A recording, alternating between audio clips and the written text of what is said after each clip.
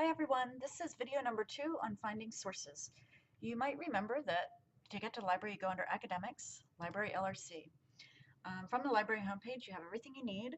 So first thing I talked about was if you're still not narrow in your topic and figuring out what you really want to talk about within it.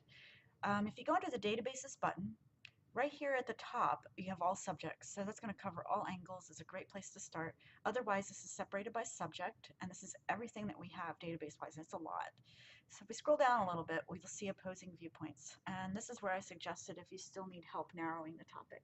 I'm not going to take much time here, but you can just do a quick search for your overall topic, or you can browse the issues.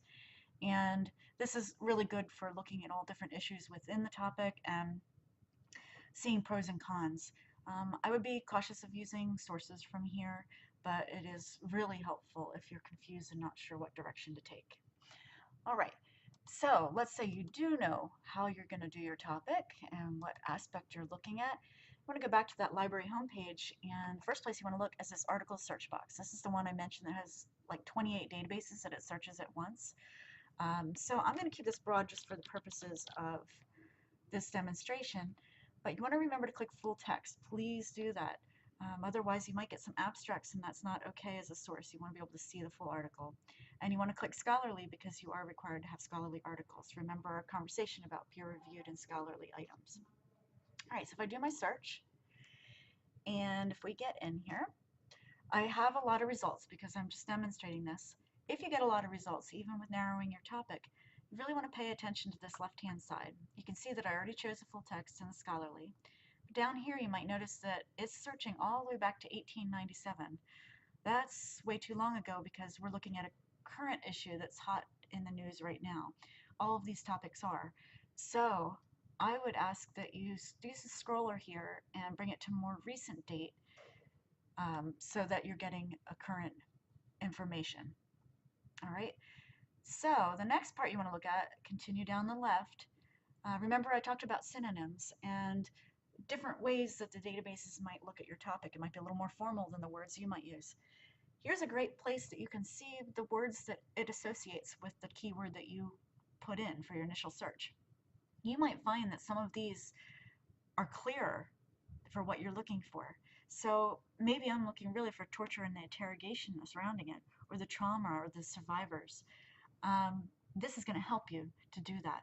Likewise, if you were looking for a particular age group, a particular gender, or a certain area, maybe you're only looking at the United States, you can select from here and pare it down as well.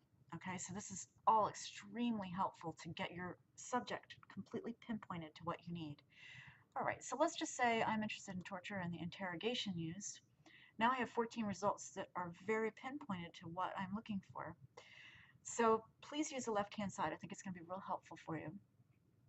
Now let's take a look at the individual articles. So let's say I like this moral exclusion in torture, and I think this might be a good source for me to use.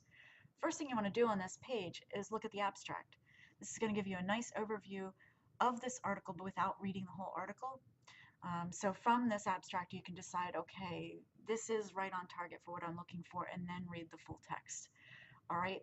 The other nice thing about this is that it's got all the information for your citation, and I'm going to come back to that. Let's just say you read the abstract and you decided, this is great, this is what I want to use.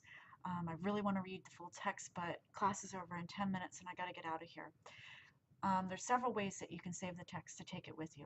You could click on the full text, download it to your desktop, and put it on a USB. You can click on this email option and email it to yourself. You can click the save button, and that's going to give you some options, or you can export it. This is great if you choose to use EasyBib. It gives us an option to just export the whole citation directly into it. Okay, so that's kind of a neat tool too. All right, so you read the article, you think it's great, and you're ready to do a full citation for it. All the information you need is on this page. Note the source. You've got the title of the journal, the volume, the issue number, the date of it, and the page numbers right here. You also have the authors up top. And if you scroll down, this is extremely important, you have the name of the database, because remember, we just searched 28 databases at once. There's no way of knowing which one we actually landed on without looking at this here at the bottom, and that is necessary in your citation.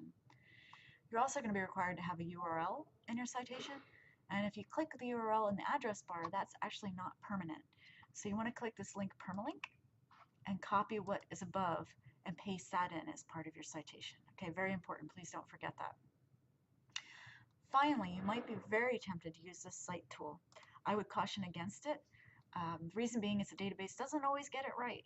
So you could go down here to MLA and copy and paste this, but it might not be correct. If you choose to use this, I would highly recommend getting out your Norton Field Guide and going step by step through it to make sure it's correct and that you have all the formatting correct on the page before you hand it in. Really, I think it'd be easier to just use EasyBib or NoodleBib to do your citation. All right, so that's the main source I recommend. I really think most of you are going to get what you need out of this article search box. However, if you are, say, looking at gun control or maybe the GMOs, we have databases that are specific to different subject matter. So, for instance, if you're looking at GMOs, you might want to go under Science and Biology and take a look at our ProQuest biology journals, and you might get a whole lot of good hits in there as good sources. Another option that you might look at, let me say, if you'd be looking at, say, gun control, there you might want to go into the law and government. And again, we have the criminal justice periodicals, and you might get some great sources out of that as well. So take a look around, and I think you're going to find plenty of sources in here. If you have any trouble, do contact me through course mail or through the Cyber Lounge, and I'm happy to help you out. Thanks.